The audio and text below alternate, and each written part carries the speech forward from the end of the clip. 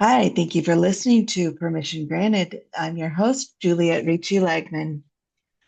Today we have on the pod Suzette Mullen. Suzette is a nonfiction author. Um, she is also a book coach and a founding member of the Lancaster, Pennsylvania LGBTQ plus Coalition. Welcome, Suzette. Hi, Juliette, sorry. Thank you for having me. I'm so happy to have you on the pod. I've been waiting for this conversation. Um, I want to just start. Just tell me a little about yourself. Yeah, well, I am, as you mentioned, I'm the author of a memoir called I just happen to have a copy of it here. I travel with it everywhere. It's called The Only Way Through Is Out. It's a memoir about my coming out later in life journey. It was published in February of last year, 2024, by the University of Wisconsin Press. And I speak to audiences about authenticity and new beginnings. And I also coach writers, especially in the memoir space. And I love helping writers get really clear on their deeper story and what they really want to say to the world. I I live, love it. yeah, I live in Lancaster, Pennsylvania now. And yeah, I'm sitting in a recording studio at my co-working space called the Candy Factory, which is an amazing space and happens to be just across the street from where I live. So I have a lovely commute. And let's see, what else? I could go on forever. Just a couple of personal details. I'm the mother of two young adult sons. They're not so young adults, they keep getting older. And I love to practice yoga, and I'm kind of a foodie, and I Ooh, enjoy good wine and travel. So that's kind of me in a nutshell. I love it. I'm just going to dive into the writing part because that is how I know you. Hmm. Uh, how did you know that you wanted to be a writer? Oh, that's such a great question. So it's kind of a two-part answer. The first part is I wasn't one of those children that, at 5 said, I want to be a writer and I'm going to be a writer the rest of my life. But I was always someone who enjoyed writing and was good at it. It was an area that was just it came naturally to me. Also editing. And so Mm. I was writing in many different capacities throughout my life. First as a lawyer and doing some nonprofit work. I did try to quote unquote, I'm using air quotes here, be a writer in my late 30s, into my 40s, really, I started going to some writing conferences and taking some classes. And I really thought I wanted to write a book, but I never could really get any momentum with it. I would sort of start, but then I'd stop. Um, and, but so there was that whole early part of my life where it was part of my life, but I wasn't claiming my identity as a writer. And Yeah. in my early 50s, when my youngest child went off to college and I was an empty nester, I was really uh, determined to put a stake in the ground professionally in some way or the other. I mentioned I'd been a lawyer, I'd been many things, but when my nest was empty, I didn't know what my next act would be professionally. And one day, and I actually write about this in my memoir. One day I sat down with my journal and I was really trying to quote unquote figure it out. What am I supposed to do with my life? What's the Mhm. next thing? And I started writing down all the things that I was good at and that I loved to do that brought me joy. And when I looked at the list, everything on the list had something to do with writing or editing. Oh my God. And I had that inner voice, every once in a while it speaks to you really clearly. It was one of those Yes. moments. And the voice said to me, "You're a writer, stop fighting it." Uh, And I was just like, okay, because I kept looking for something outside of myself. What am I going to do professionally in this next chapter of my life? And it was so clear, but I was circling around it. And so that was the moment I was like, okay, yep. And I put a stake in the ground. I started calling myself a writer. I started getting some editing clients. I began working on a memoir, not the one that I eventually published, but another one, and that was in 2013. So oh, wow. I was in my early 50s, and so that was 12 years ago, and I really haven't looked back. I mean, Mhm. how my writing life and my coaching life have evolved and continue to evolve over time, but the clarity that this is who I am and what I'm meant to do hasn't changed since then. Yeah, it's very strong. Now, once you kind of said, "Okay, I hear you, universe," and you made that claim, did you feel like things just started falling into place, like everything just shifted? And I'm not saying perfectly, but just things started aligning in general. Yes, it's funny, Juliet. I literally this morning was telling this story to Woo. my personal trainer. Yeah. I am, I'm at that age where I've really got to strengthen those bones and all of that. You have that coming. Um, Yep. and so we ended up having this conversation, and I was telling him how the day after I said I'm a writer and an editor, and I do tend to be my tendency is to be a bit of an overthinker. I Mm. do tend to, want to get everything perfect and lined up and all of that, but somehow it was different here. So literally the day after I said I'm a writer, I'm an editor, and I started working on a website, just a simple website to kind of say, my door is open for editing projects. I hadn't even put the website up yet, and I got a message from an acquaintance who was working on a book project with, it was a major nonfiction project with several other authors.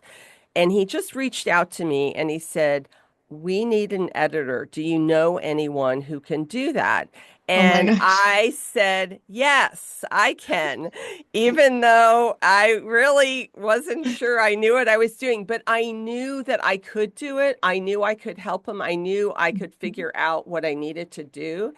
And it was such affirmation to me that, yes, I had heard that voice and that, yes, this was the path I was supposed to be on.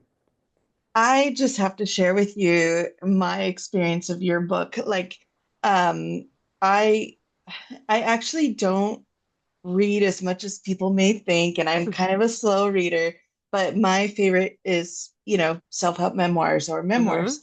And your book, when I was so excited because I felt like I had been part of the journey as you had been promoting it prior to the publication. And I would like go to, and this is how you know you have a good book. I would go to bed and I would just be like so excited to jump in bed and read, even if it was a few pages. And and it was just a delicious, delicious, heartwarming, amazing memoir. I just can't gush enough because my it really is a story about authenticity and finding freedom. And my journey has always been in the occupation world. And whilst you're talking about writing, that is the same experience that I've had. Like, I'm even going through it now. Like, stop doing all these other things and just admit that this is where you're supposed to be, you know? Yeah, and I wonder why that's hard for some of us. And I mean, I can only speak to my own experience. I think that there's something very vulnerable about, um, you know, identifying yourself in a certain way, Yeah, especially when you are new at it or you're kind of a beginner.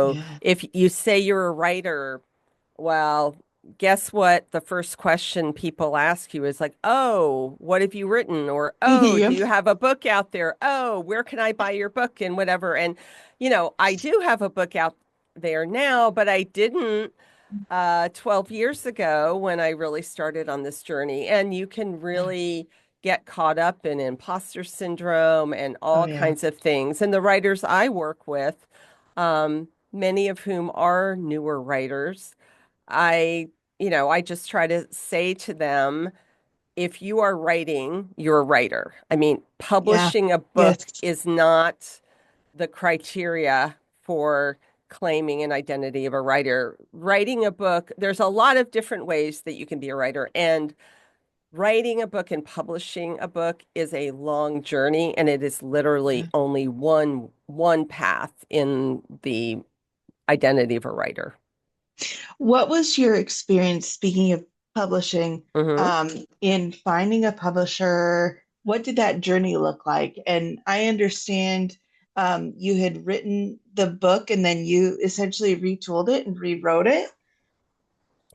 Yes, so well, it's a long and winding journey, but I will try to curate it for the audience here. I'd written another book about my professional journey and a memoir, and in the course of writing that memoir, I got led to this other story, which was about Mm, my sexual identity. mhm, And so I lived that story, um, and the repercussions of really coming to terms with who I was at midlife. And then I wrote about it. So that's the memoir. The Only Way Through Is Out. mhm, I began working on this book in January of 2018. So not terribly long after the events of the story were over, about nine mhm, months after. And, in the beginning, the first draft or so was, very much like just getting down on the page the things that happened, which is kind of what we typically do when we're writing memoir in the beginning. We write, mhm. okay, we know kind of the general story we want to tell and we write it, but we don't really understand the meaning behind the events. And that's really what readers care about. And Yeah. so it takes multiple drafts and a lot of digging and a lot of soul searching to get really clear on the deeper story. So it took a while and many drafts for me to get there. And eventually, I pitched my manuscript in March, well, in the winter of 2022. Oh, And wow.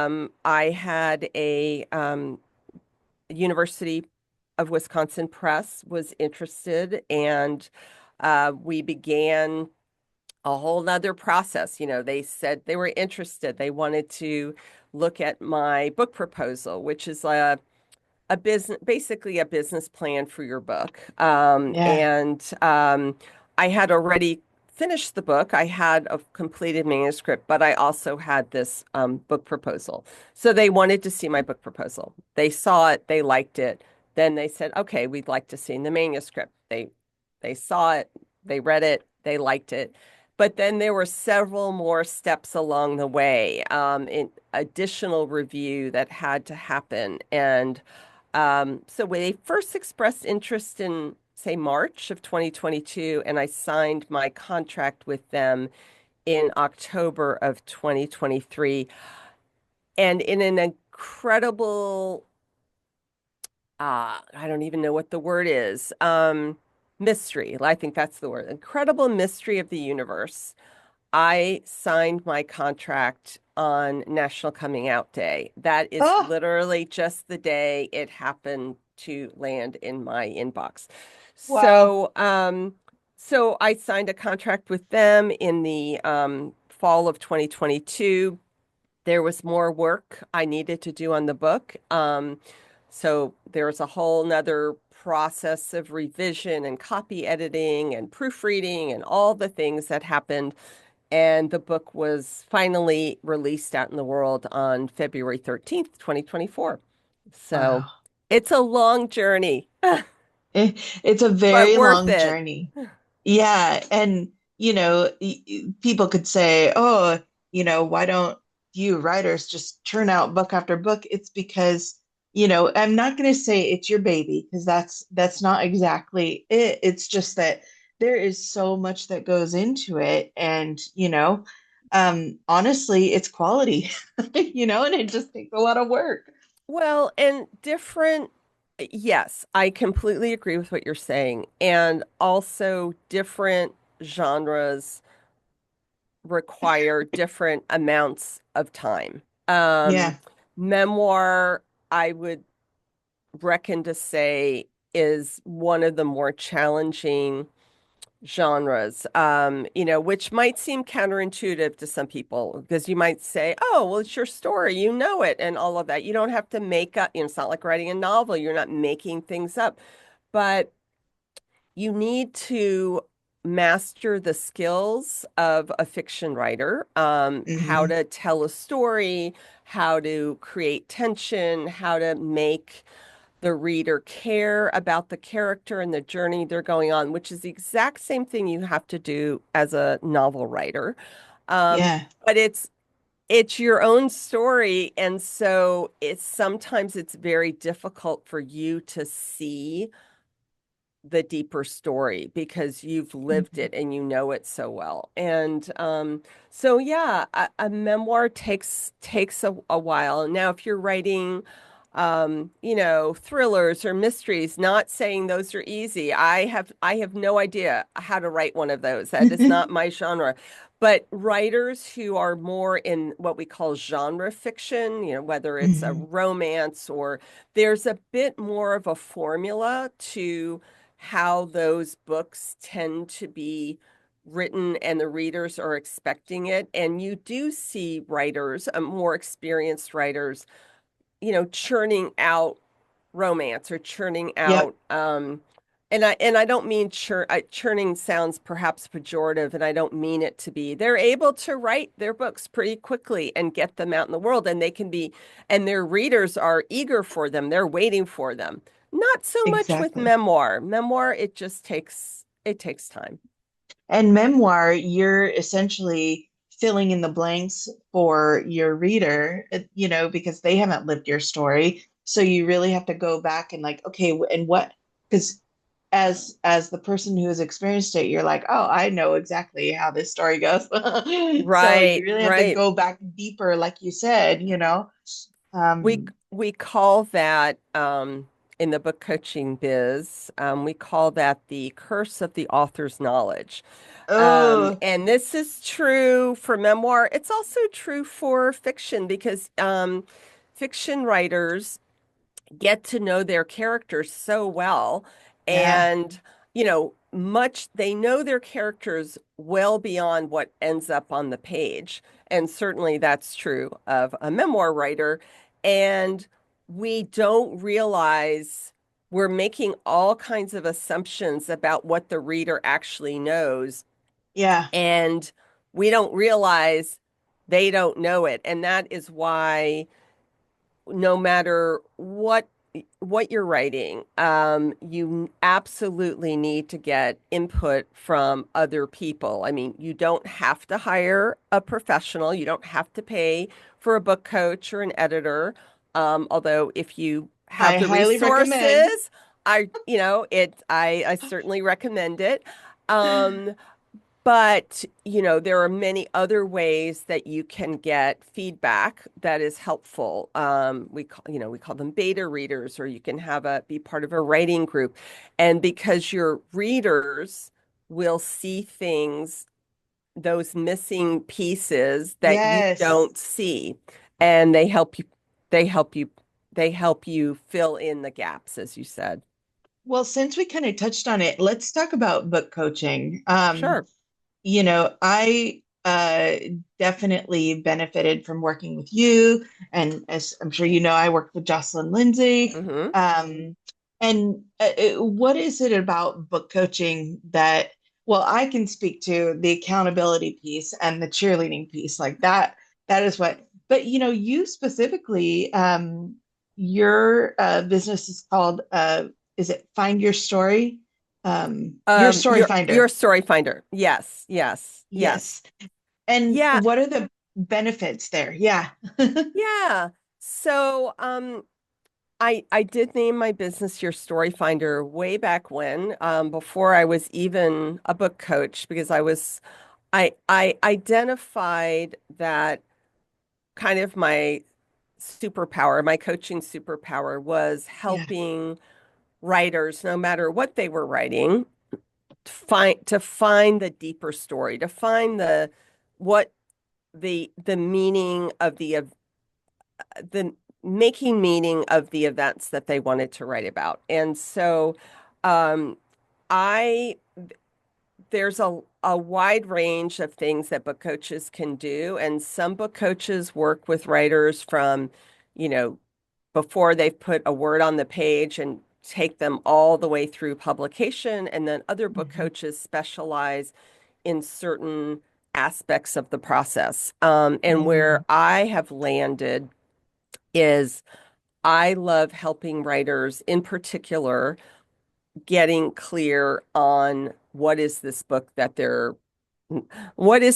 that they want to tell, and what is this book really about, and who is it really for, and all of the things, yeah. and really getting those foundational pieces in place before they spend hours and hours, and sometimes years and years writing a manuscript that doesn't have focus and doesn't Yeah. have the structure. And it really saves writers a lot of time in the long run to put in the time in the beginning to get clear on the deeper story. So that's what my business has kind of pivoted to. I'm spending, I think, Juliet, you probably have experiences or are experiencing it. When you're in business for yourself, you're you're constantly iterating. You're figuring out what works and what you love to Yes. do, Hmm. and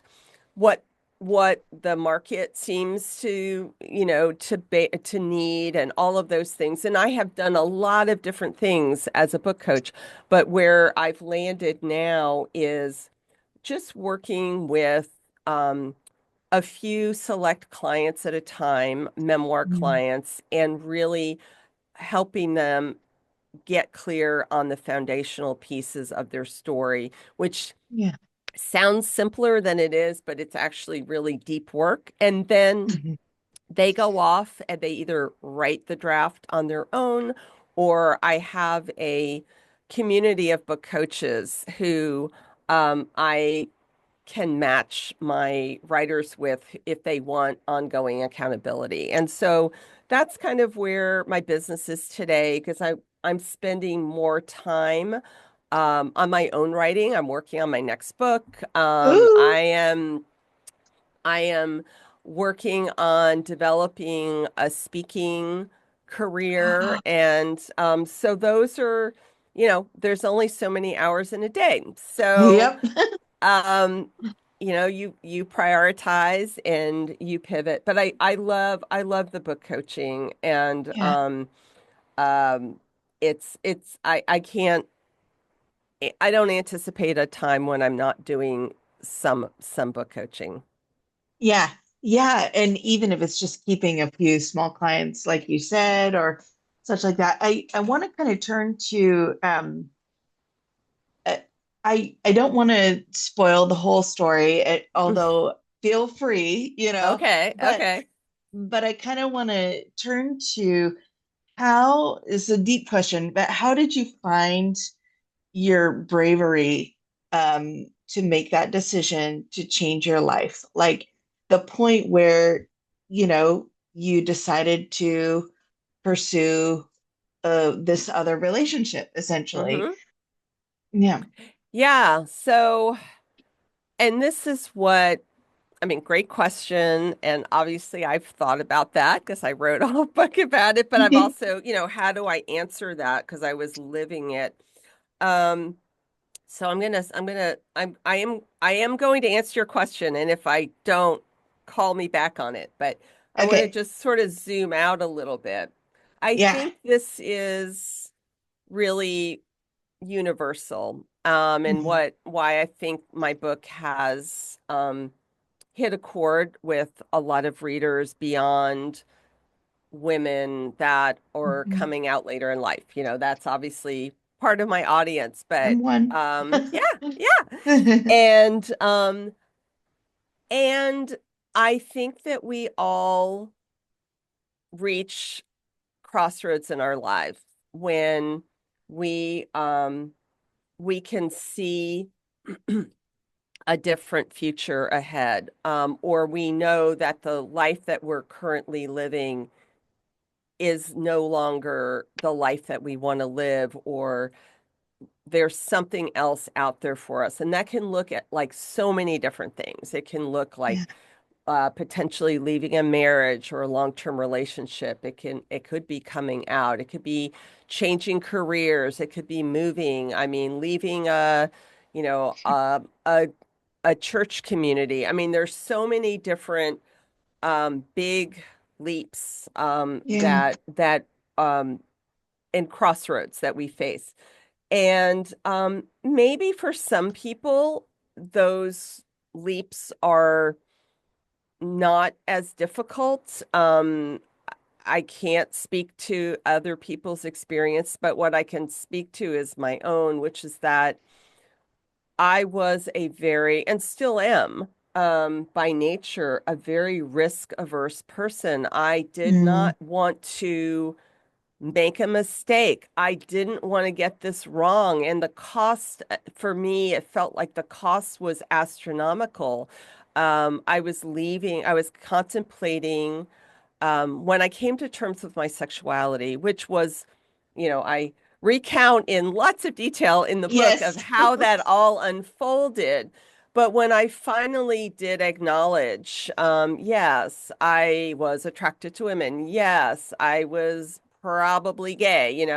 Early on, it was hard for me to put a label on it. Um, I still had to choose. Well, I mean, yeah, that all that may be true, but am I going to do anything about it? And I was in a Yeah. 30-year marriage. To a lovely man, I had a very comfortable and good life. And I needed there came a point where that proverbial, that cliche that we all talk about of like walking up to the edge of the cliff, right? And Yeah. you're peering over the edge, and there does come a time that you have to jump or you don't jump, and you back off, and you Mm. make a decision to stay where you are. And as I recount in the book, there was a moment when, I mean, because I went back and forth and back and forth and back and forth. Mm. What's the right thing to do? Can I do this? Should I do this? How can I hurt my husband? All of those questions. And there came a point where, again, it was sort of that real clarity, like I Mm. mentioned earlier about that inner voice, where I just knew that I wasn't willing to go to my grave without knowing who I was fully, and that the Oh, only wow. way I could do that was to leave this life that had so much good in it, and to, Hmm. there would be repercussions and pain and hurt for not only myself, but for other people in my life. But I really asked myself, am I willing to live like I'm living now for the rest of my life, Hmm. or not? And I knew I wasn't, and I knew it wasn't going to get any easier.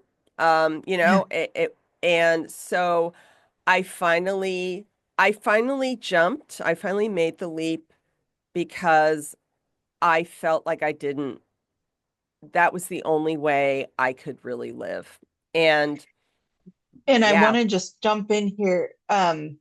What comes to me, and I've heard this in other stories, is the pain of, sorry, the pain of not knowing who you truly were was more than the pain of the risk, basically, and taking that leap. Yeah.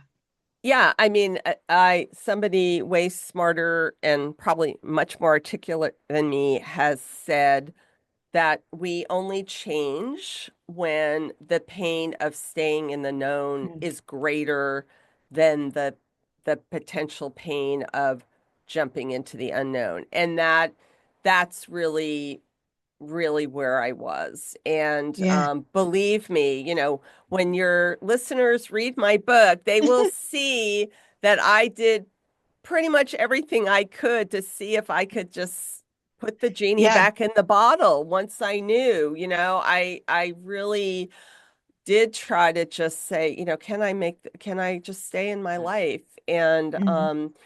And eventually I decided I couldn't. And you and I have talked about Glennon Doyle, Mm-hmm. she's one of my favorite. Yeah. She talks about in her book, how does it say, like the cheetah story, and perfectly, she had a perfectly wonderful life. So why did she want to blow it up? But it's because there was something else out there, that she needed to be.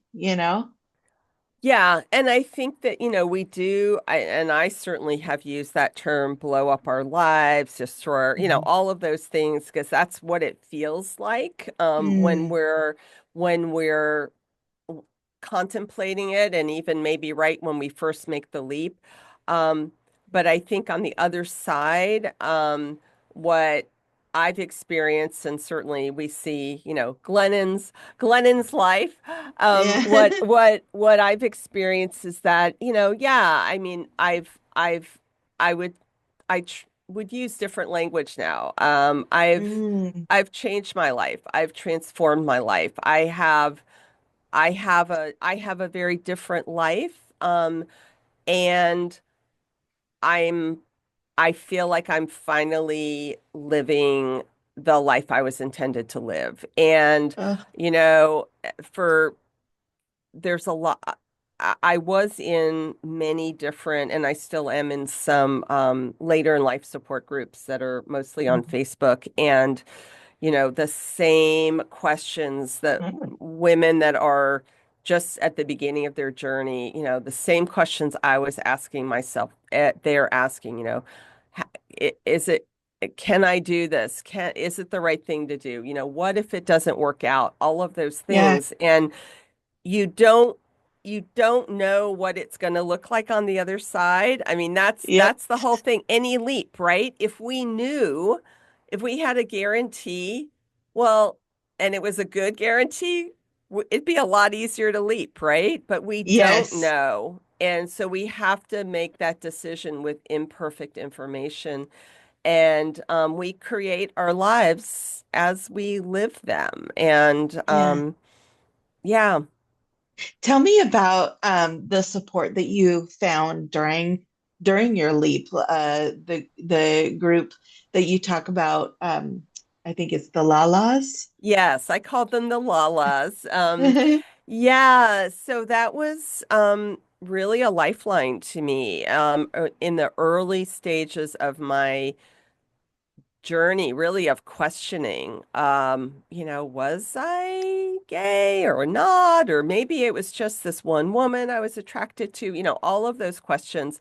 And I found, of course, I was Googling like crazy to find out any information because I didn't know a single other soul at the Hmm. time who was going through what I was going through. And I felt very Hmm. alone. And I found a blog by a woman that was blogging about coming out later in life, and she was just about to start a Facebook group, and it was a secret group, so you didn't have to worry about like people finding it out, and you had to email her and let her know why you wanted to be part of the group. And I did Wow. that, and that was really scary. I talk about that in my book. I was Hmm. terrified to send that email because I think I knew once I did, then I was like, you know, I was starting to leap. I was starting to go on the other side.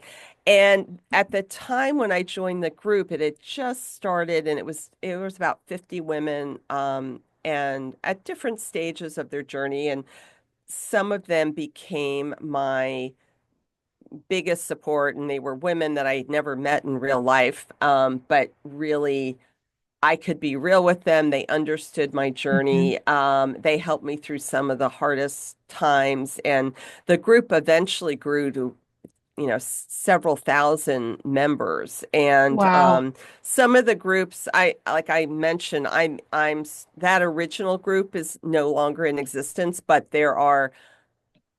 let me just say, there's a lot of later in life groups on Facebook with like thousands of women from all over the world. And I'm not super active in them anymore, but I do pop in occasionally and try to offer some support when I can, being on this side of it, and just really Yeah. more not telling people what to do because you can't do Hmm. that. But you can help, you can share your own story, which is part of the reason I wrote my book. Yeah. Um, and you can just let them know that they're not alone.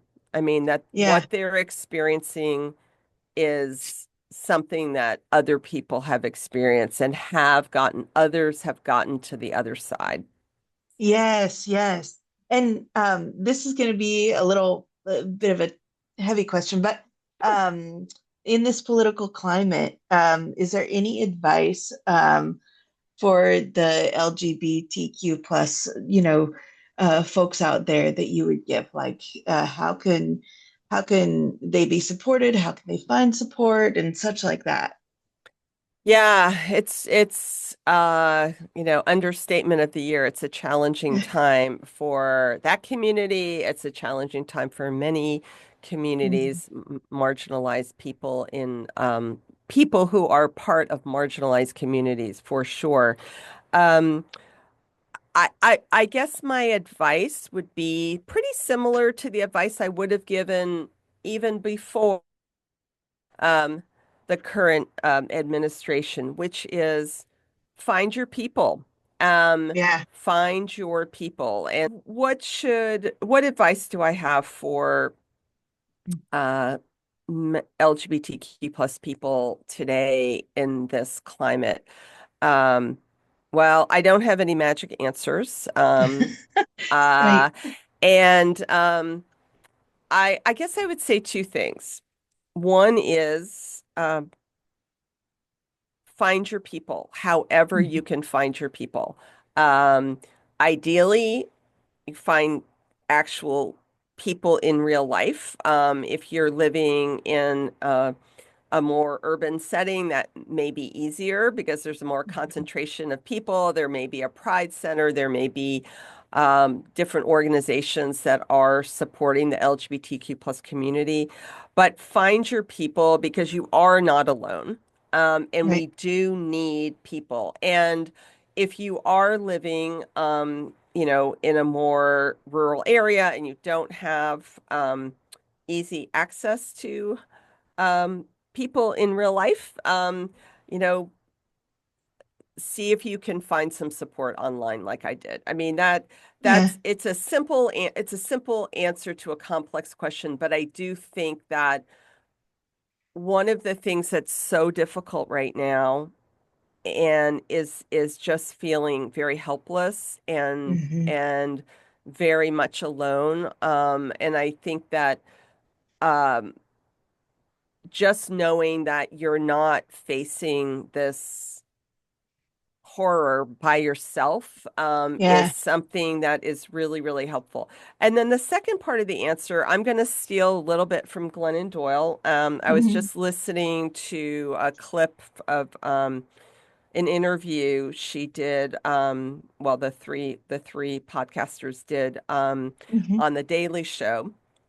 And Oh. yeah, and I haven't watched the whole thing, but I saw it on Instagram, and she was Glennon was asked, kind of how are you doing right now? And Glennon was like, Mm. yeah, not so great, and just have felt kind of frozen and what what do I do? What can I do? Feeling very helpless. And Yeah. then she mentioned that um, she connected with a particular organization that was working on a particular aspect of the one of the many problems that we have going on in the country right now. One thing. Basically, one thing. So it was a deportation of minors. Okay. And I think the name of the project was the Florence Project, which I'm not familiar with, but that was what she mentioned. And she said that once she connected with them, it was like she found her lane. It was just, Mm. and so I think the other piece of advice is to try to find your lane. Do find one thing that Yes. you can do Yeah. because it is overwhelming. It is and it's so easy to just throw up your hands and feel like you can't do anything. And Yeah. so um I'm I've got several things that I'm I've got a little bit of I've dipped my toe into, but I haven't really jumped full into something. So I'm going to take Lennon's words to heart as well and to just Yeah. find that one thing. And I think if that's all each one of us does, we have Hmm. some reason for hope. Because there's very many of us, and there's also a lot of different issues that need help. So that's perfect advice. I totally agree with it. And I've started writing letters because that's my comfort zone, and it's something that is easy for me to do. So I can just whip out a letter really quick, and in volume, it speaks really loud to our representatives and the Supreme Court, et cetera, et cetera. So that's great advice. I want to we're going to kind of wind down here, but just a simple question of maybe not simple. Your next book, can you tell me a little bit about that and what it's about? Sure. Well, the current title is After the Leap. Um, Oh, um, that may or may not end up being the final title, but so I'm really the first book ends. Really, I've just made this leap into the new life. yeah, And so that the next book is sort of what happened next. And I am and let's just say it's life has a lot of plot twists and I've had some yep, plot twists. And it's been interesting working on this. I'd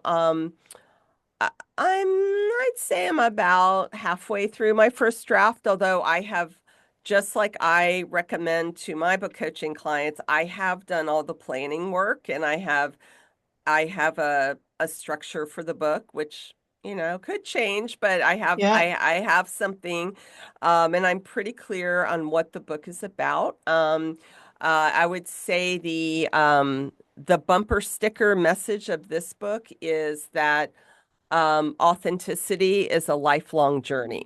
Um, yeah, and so it is, it's really about what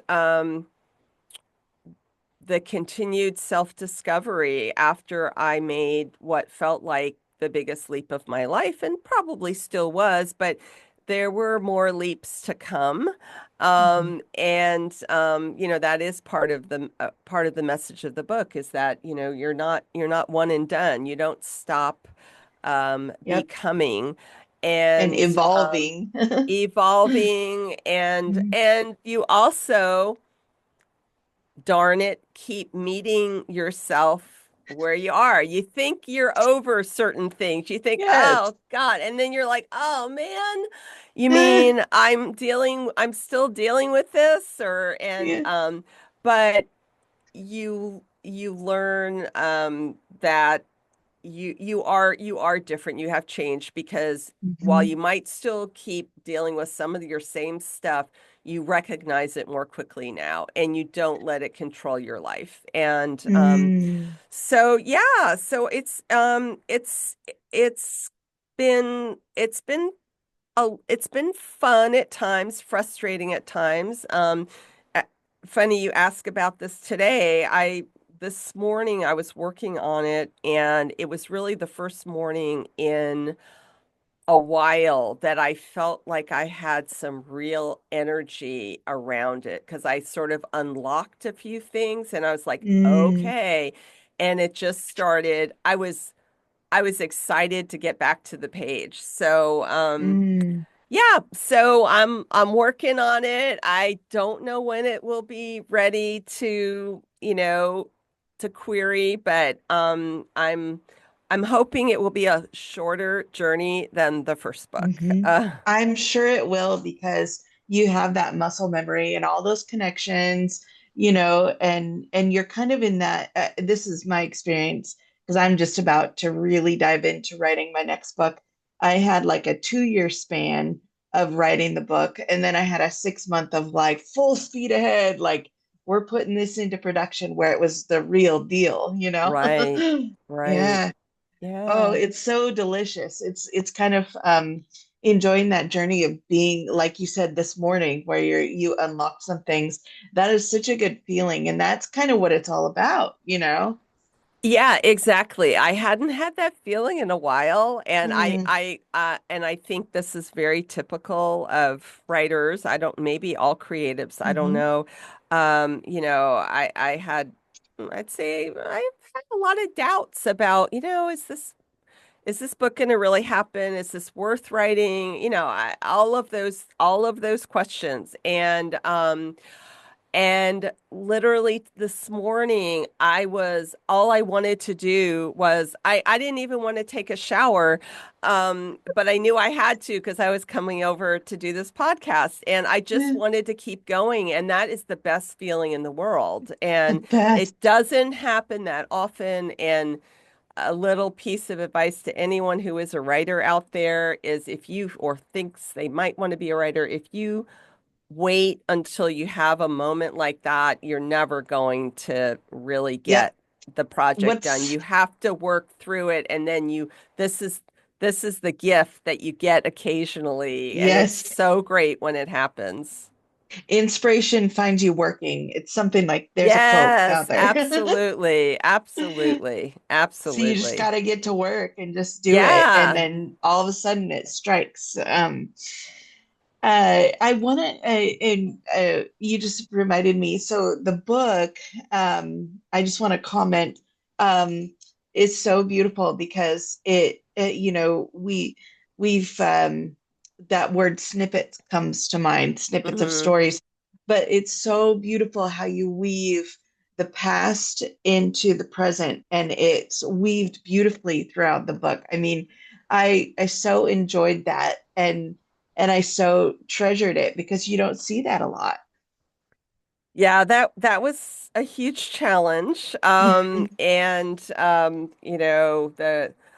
the there were a lot of different moving pieces, and I had to play with the order. I had the main story that I was telling largely in chronology, but all of the important moments from the past, Hmm. where did they fit in? And that's a big challenge for the memoir writer. And Yeah. I'm happy to hear that it was successful, at least Hmm. from your perspective. And yeah, it that was one of the biggest challenges. And when I work with writers, that's one of the things that we work on. And there's not necessarily a right or wrong, and it's not one answer of Hmm. how that works, but you have to just be willing to play around and try things out and see what lands. Exactly. And it's like, being willing to go back in there and sort of retool, and as they say, not write a book about the book, but actually write the book, that's how you know you're committed and it's your heart, and it's your true story. Um, I just want to ask a few more things. So, where can people find you and your book if they are interested in coaching or speaking, anything in your book? Yeah, thank you. Well, the book, The Only Way Through, is out. You can find at any major retailer online, or if, and I really love to encourage people to patronize their local independent Mhm. bookstore. And so if you if this book is not on the shelf there, you can go to your independent or call your bookstore and say, would you order this book for me? And they will do Mhm. that. So um I'm really encouraging I people agree. to do that. Or a bookshop, if you want to use an online retailer, bookshop.org is Mm. um it is a really nice alternative to the online retailer who shall remain nameless that most of us have used Yeah. for a long time. Um, and then Yep. um, and then as far as finding me, I'm in a bit of a transition as far as my online presence, but what I will say is my current website, and this will be funneled to my new website eventually. Uh-huh. It is yourstoryfinder.com, Okay.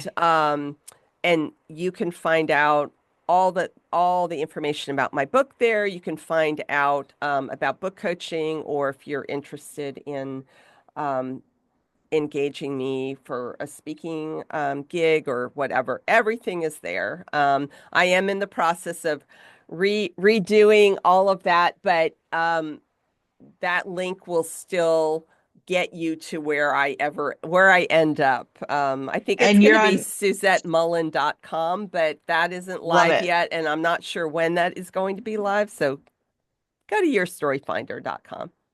Excellent. And you're on Instagram as well. Often I see Yes, you there. thank you. Yeah, Mhm.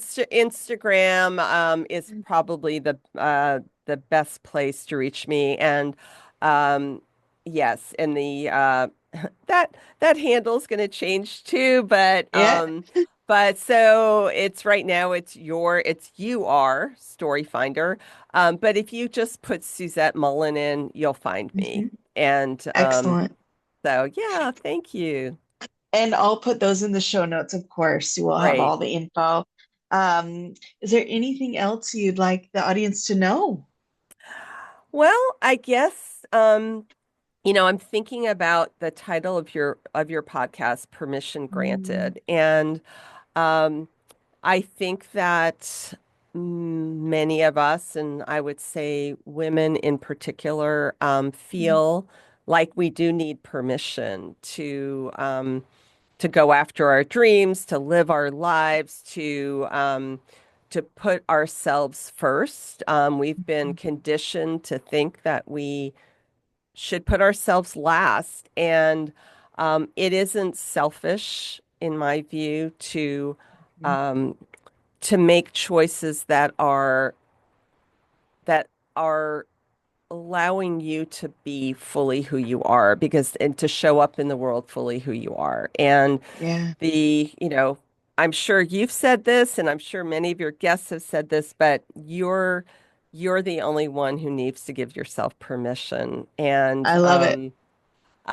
it took me a long time to learn that, and it still can be hard at times. Because we don't operate in the world in a vacuum. We operate in Yeah. relationship. And it's not to say that we don't care what other people think or feel or impact on others, but um, I think that the world is a better place when we're all showing up fully as ourselves. Yes. And when you do it, you liberate others to do it for themselves. So it's a win-win for everybody. Absolutely. Absolutely. Oh, well, Suzette, thank you so much. I'm so happy that we had this conversation, and I'd love to have you on again sometime as well.